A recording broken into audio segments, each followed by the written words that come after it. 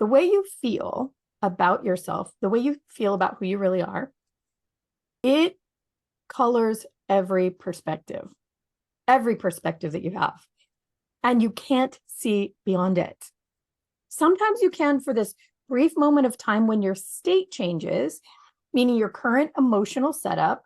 You go to Tony Robbins and you're like, rah, rah, rah, I feel great, or I've walked across the thing, or I read the book that tells me, that I can lose 100 pounds by just focusing on my body changing its shape. Oh, I loved that one for about a week. But right, it changes your state for a moment and you feel good, and that feeling good gives you the energy, but it doesn't actually address the core of who you really feel yourself to believe, your automated neurological setup, right? And that neurological setup comes from all of your experiences in your life. So I was raised in a very restrictive environment in terms of religion, and my mom was afraid of, there was an alligator around every corner, you can't go here, you can't go there. So my physical setup was this frustration.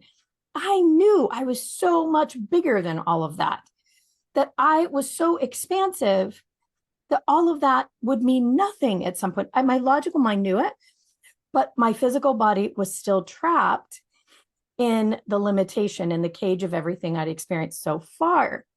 Very important. So, reading that Tony Robbins, my only perspective was, I can't do any of this. I can't do any of it. No one will let me. My marriage was restrictive. My parents were restrictive. My everything. And I didn't have enough money. I didn't have enough brains. I didn't have the education. All of my reasons were based on that one perspective.